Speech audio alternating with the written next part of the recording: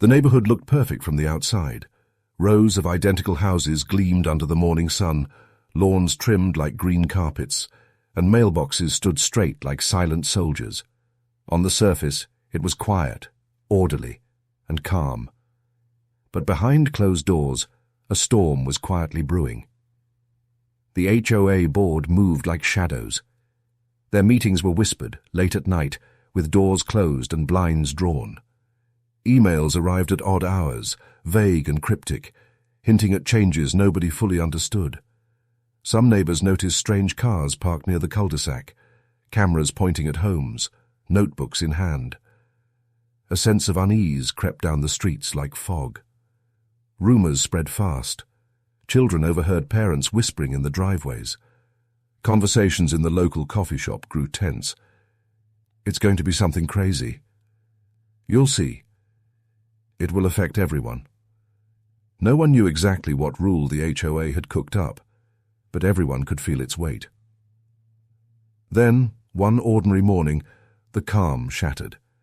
A crisp, official-looking notice was taped to every front door. Its bold letters screamed, "New HOA rule.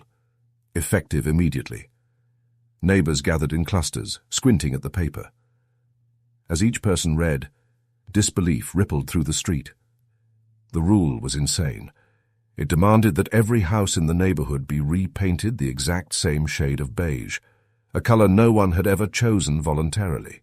No exceptions, no excuses, no delays. Fines would start immediately for non-compliance. Gasps filled the air. People turned to one another, mouths open. "Are they serious?" someone whispered. Laughter mixed with anger, but even those who joked could feel the tension tightening like a noose.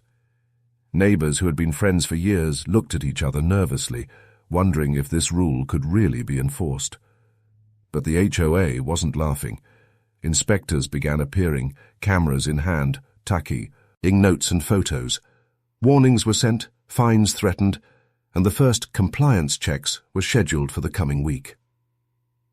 For the first time, the neighborhood felt less like a peaceful community and more like a battlefield. People peeked through blinds, whispered behind fences, and questioned everything they had taken for granted. The lawns, the driveways, even the colors of their homes, all suddenly mattered more than anyone could have imagined. No one yet understood how much this small, ridiculous rule would change everything. The quiet streets would soon erupt with arguments, rebellion, and chaos. Friendships would be tested, power would shift, and the HOA, confident in their authority, would soon discover that they had unleashed a force far greater than a simple shade of paint. A storm was coming, and it would leave everyone, the board, the residents, even the quiet observers down the street, with regret they would never forget. The next morning, the neighborhood buzzed with tension. Doors opened cautiously, neighbors stepped outside, clutching the HOA notice like a warning from another world. Everyone had read it, everyone understood it, and everyone could hardly believe it. The rule was clear. Every house had to be painted the same shade of desert beige, not a slightly lighter beige, not a darker cream. Desert beige exactly, and it had to be done immediately. Refusal meant fines, daily fines, hundreds of dollars per day. Some neighbors laughed nervously. "Can they really make us do this?" whispered Mrs. Thompson as she peeked at the notice. "It's absurd." Others were angry. Mr. Jenkins slammed the paper onto his mailbox. "I just painted my house last year. They expect me to spend thousands again." His voice echoed down the street, drawing a few nods from neighbors who felt the same fury. But the HOA didn't care. Their inspectors appeared within hours. Black SUVs rolled silently into driveways, cameras in hand. Every house was photographed. Every warning note was stapled to doors. The message was loud and clear. Compliance was mandatory. People began to realize the rule wasn't a joke. Some tried to argue. "This is ridiculous," they said at the HOA office. "It's our property. You can't force us." The board replied with cold smiles and sharper words. "It's for the neighborhood's image. Compliance is not optional. Fines will begin tomorrow." The absurdity only made the neighborhood more restless. Conversations spilled into the streets. Neighbors who had barely spoken before now debated loudly, pacing lawns and driveways. Some joked nervously about painting their houses bright pink in protest. Others muttered about secretly refusing and hoping the HOA didn't notice. Then came the first patrol. A stern inspector walked down the block, clipboard in hand, snapping photos of every house. Lawn by lawn, porch by porch, nothing escaped his gaze. Even the smallest mismatch in shutters or trim became a reason to issue a warning. Some neighbors sighed and began buying cans of desert beige. Painters arrived with ladders and brushes, streets filled with the smell of fresh paint, and beige began to creep over every wall like an unstoppable tide. But one homeowner, Mr. Carter, didn't move. He stood on his porch, arms crossed, glaring at the inspector. His house remained the same cheerful shade it had always been, warm, inviting, completely wrong in HOA terms. The inspector's eyes narrowed. "Sir, you need to comply." "I will not," Carter said, his voice calm but firm. "This is my house. Not the HOA's, not the board's. Mine." For the first time, a spark of rebellion flickered through the street. Neighbors watched, curious, some secretly thrilled. Perhaps resistance was possible. Perhaps this ridiculous rule could be challenged. But the HOA, confident and strict, did not yet understand that enforcing desert beige would become more than just a paint issue. It would ignite a conflict that would spread far beyond lawns and driveways, a conflict that would change the neighborhood forever. At first, most neighbors grumbled but obeyed. Paint cans appeared in driveways, ladders leaned against walls, brushes dripped desert beige onto every surface. Slowly the street lost its color. Bright doors, cheerful shutters, all swallowed by the dull, lifeless beige. "I just painted last year," Mrs. Thompson muttered, brushing her porch reluctantly. Even children whispered to each other, watching the beige spread like a creeping fog. But one house stayed untouched. Mr. Carter's home glowed with color, blue shutters, a red door, warm cream walls. When an inspector knocked, Carter stepped onto his porch. Calm, firm, he said, "This is my house. I'll paint it the color I want. Not desert beige. Not today. Not ever." The inspector froze. "Sir, fines. Legal action. You must comply." "I understand," Carter said. "I accept the consequences. But this rule is ridiculous." Neighbors peeked from windows. Whispers spread quickly. Some worried about fines. Others felt hope. Maybe the HOA could be challenged. Carter's boldness ignited a quiet energy. Paintbrushes paused mid-stroke. Conversations grew louder. "Maybe he's right," muttered Mr. Jenkins. "Our homes are ours, not theirs." The inspectors took photos, but didn't see the tiny sparks of rebellion forming behind curtains. The street was no longer completely under the HOA's control. A quiet defiance was awakening. Small, silent, but unstoppable. The HOA wasted no time. Within days of Carter's bold refusal, the first fine arrived. A letter sat in his mailbox, stamped with the HOA's logo, demanding $250 for non-compliance. The notice warned that the fine would grow daily until his house was painted beige. Carter read it once, then again. Instead of fear, a slow smile spread across his face. He crumpled the paper and tossed it into his trash bin. But the HOA was only getting started. The next morning, another letter appeared, this time for $500, then another for $750. The numbers climbed higher with each sunrise, as if the board wanted to bury him under paper threats. And yet, Carter didn't flinch. Soon, The fight moved beyond letters. Carter tried to use the community pool one afternoon, only to find his keycard deactivated. The gate refused to open. The security guard gave him a practiced look. "Sorry, sir. Seems your account isn't in good standing." A few days later, his name disappeared from the tennis court schedule. His trash pickup was skipped, not once, but twice. Each small strike chipped away at his daily life, a reminder from the HOA, "We control everything here." Most neighbors whispered that Carter should give in. "It's only paint," they said. "Why make life harder?"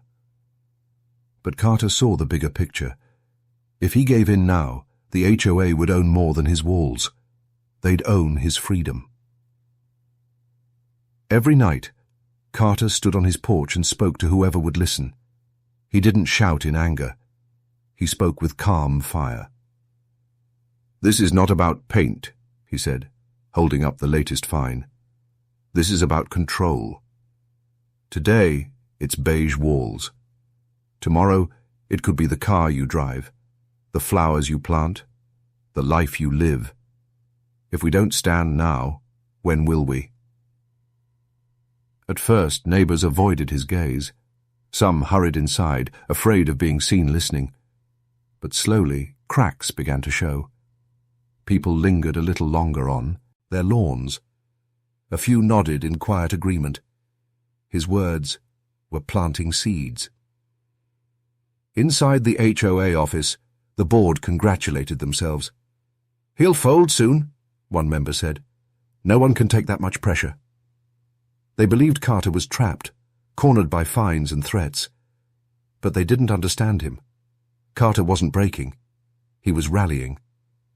When the next threat arrived, a warning of possible legal action, and even a lien on his property, Carter didn't panic. He gathered every letter, spread them out on his kitchen table, and turned on a camera. "This," he said, gesturing to the stack, "is what happens when power goes unchecked. They want me silent. But I won't be. This is bigger than me now. It's about all of us." He posted the video online. By morning, hundreds had watched. By nightfall, thousands. Neighbors who once whispered now started to watch more closely. Some still painted their houses beige, but they glanced at Carter with something new in their eyes. Respect. Others, who had stayed quiet for fear of punishment, began to murmur that maybe he was right. The HOA had meant to crush him. Instead, they had made him a voice. And though Carter stood alone on his porch, holding fines that grew heavier by the day, he felt something shift in the air. The HOA thought they had struck him down, but in truth, they had only made him stronger. The neighborhood was no longer the same. Where once neighbors had waved and chatted about the weather, now they watched each other with careful eyes. Carter's stand had changed everything. Some whispered their support, while others painted their homes beige as quickly as they could, afraid the HOA would target them next. At first, it was small things, the way people crossed the street rather than walk past Carter's house, or the way voices dropped when someone mentioned the HOA. But soon, the cracks widened.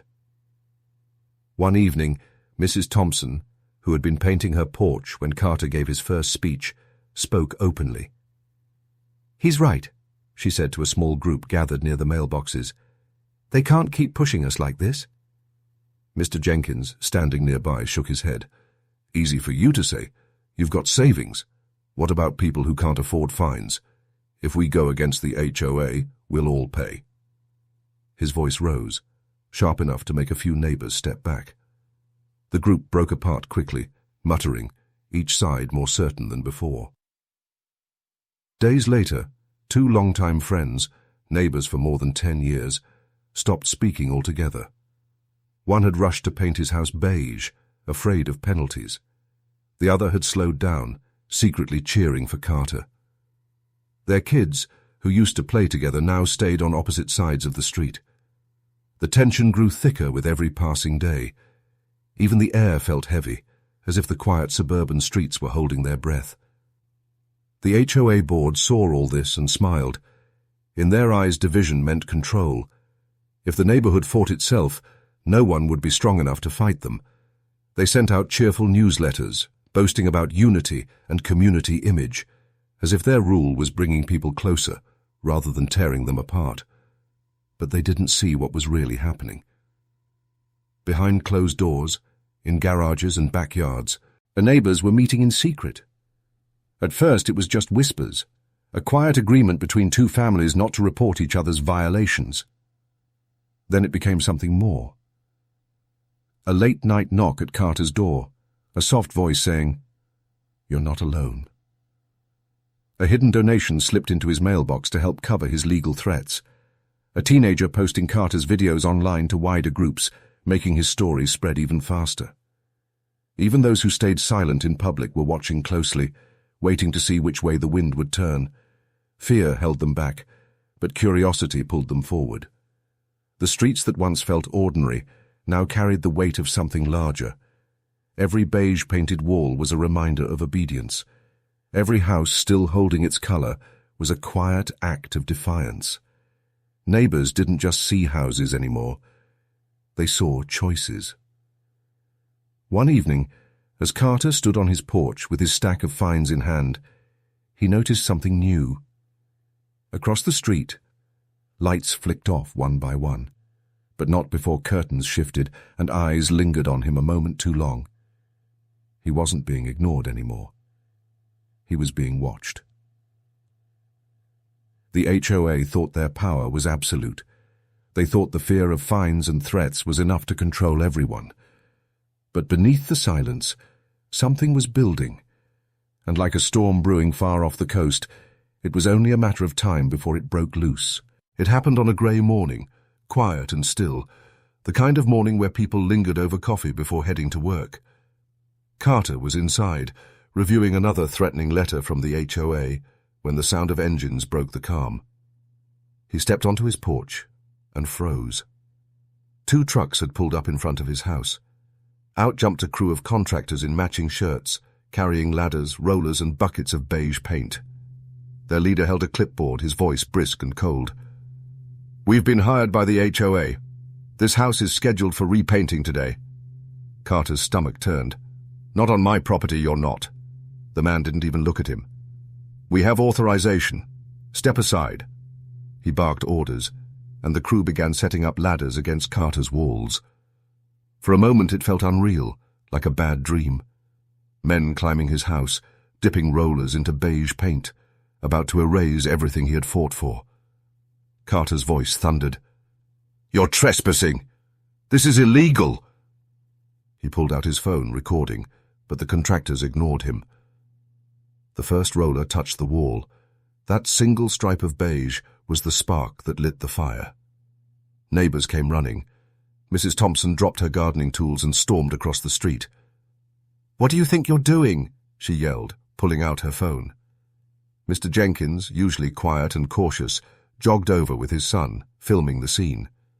From door after door, people poured out, some in pajamas, some with coffee mugs still in hand, all with anger burning in their eyes. "Get off his property!" one man shouted.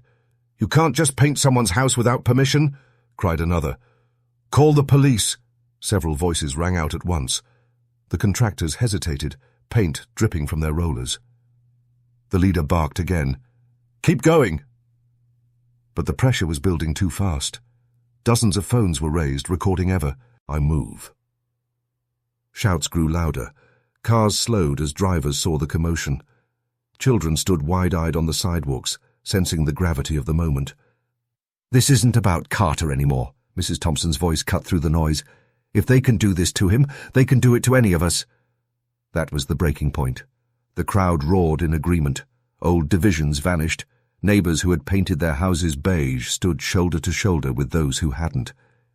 Even those who had stayed silent now shouted with rage. The contractors froze, paintbrushes hanging in the air. The leader checked his phone nervously as messages buzzed in. He glanced at the growing crowd, at the cameras aimed at his crew, at the police number being dialed again and again. His voice cracked as he called to his men, "Pack it up! We're leaving!" Cheers erupted as the ladders came down. The trucks roared to life, backing away under a hail of angry voices. Carter stood tall at the center of it all, paint streak dripping down one wall, but his pride unbroken. The neighborhood had snapped awake. As the trucks vanished, neighbors crowded around Carter's yard. Some clapped him on the back, others hugged him. Phones buzzed as videos uploaded, spreading the story beyond their quiet streets. The HOA's attempt to crush one man had instead united an entire community. And in that moment, everyone understood. The fight was no longer Carter versus the HOA. It was all of them versus the people who thought they could own them. The video spread faster than anyone in the neighborhood expected. Within hours, clips of contractors trying to repaint Carter's house against his will were all over social media. Neighbors had uploaded different angles, showing the crowd shouting, the paint dripping, the contractors retreating in shame. Hashtags exploded. Comments poured in. By the next morning, local news vans were parked at the entrance of the subdivision. Reporters knocked on doors, eager for interviews. Carter, standing firm in front of his house with the single streak of beige still visible, became the face of the fight. "This is not just about paint," he told the cameras. "This is about freedom, about the right to live in our own homes without being bullied." The story hit a nerve. People from across the country shared their own HOA horror stories. Former board members from other states chimed in, admitting that abuse of power was common. What the HOA had hoped would be a quiet, local enforcement had turned into a national scandal. Inside the board's office, panic set in. Their inbox overflowed with angry emails. Lawyers began circling.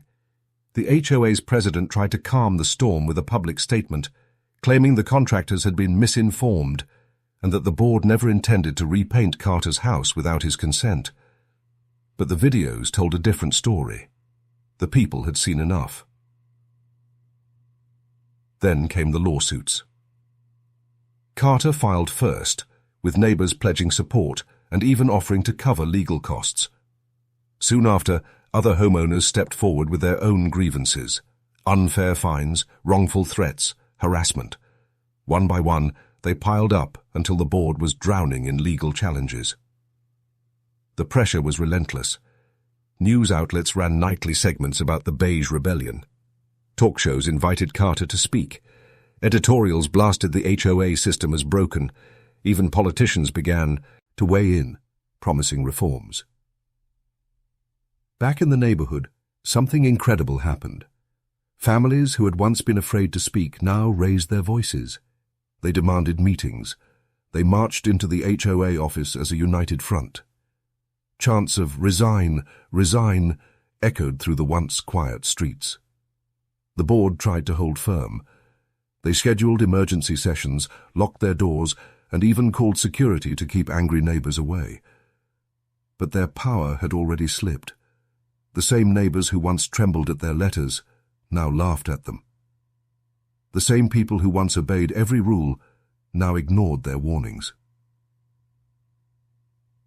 One night, Carter stood in the cul-de-sac, surrounded by dozens of neighbors holding candles. "They wanted us divided," he said softly. "But look at us now. We're stronger together than they ever imagined." The crowd cheered, their voices carrying into the night. By the end of the week, the board fractured. 2 members resigned under pressure, citing personal reasons. Another disappeared entirely, refusing to answer calls. The president, once so confident and untouchable, sat alone in his office with reporters camped outside, his empire in ruins. The HOA had gone too far. They had turned neighbors against them, drawn national shame, and unleashed a storm they couldn't control. Their regret was not just huge. It was final. The neighborhood that once feared them now stood united. And the board that once ruled without question was nothing more than a crumbling memory. The end came faster than anyone expected. After weeks of pressure, lawsuits, and endless news coverage, the ridiculous paint rule was officially overturned. The court ruled the HOA had abused its power, and instead of collecting fines, the board was ordered to pay heavy penalties of its own. The ruling hit like thunder. What was once a story of one man versus a board had become a victory for everyone. Neighbors gathered outside Carter's house the evening the decision was announced. For the first time in weeks, the street felt light again. Kids rode their bikes freely, couples laughed, and voices carried not in anger but in relief. Carter stood in the center, not as a lone fighter anymore, but as the face of a united neighborhood. To many, he was a hero, the man who had refused to bend, who had taken the fight all the way to the end. The irony came soon after. The dull beige that had once spread like a shadow now began to vanish. One by one, neighbors bought fresh paint. Blues, greens, yellows and reds replaced the monotone. Every house reflected its owner's spirit, bold, bright, and unapologetic. What had once been a row of identical homes now looked alive, bursting with individuality. Even those who had painted beige at first eagerly repainted, as if to wipe away the memory of fear. The HOA board members, once proud of their control, lived in regret. Their names became infamous, whispered with bitterness, and sometimes with laughter. They were remembered not for order or leadership, but for their greed, their arrogance, and their downfall. The more they had tried to hold power, the faster it had slipped away. Carter, though, didn't boast. He simply smiled when people thanked him. It wasn't just me, he reminded them. It was all of us. And he was right. The neighborhood had discovered something stronger than rules or fines. They had discovered their own voice. In the end, the HOA's legacy was not control, but a lesson. And as the sun set over the street, glowing against walls painted in every shade of freedom, the message was clear. No rule, no board, and no threat could ever silence a community that stood together.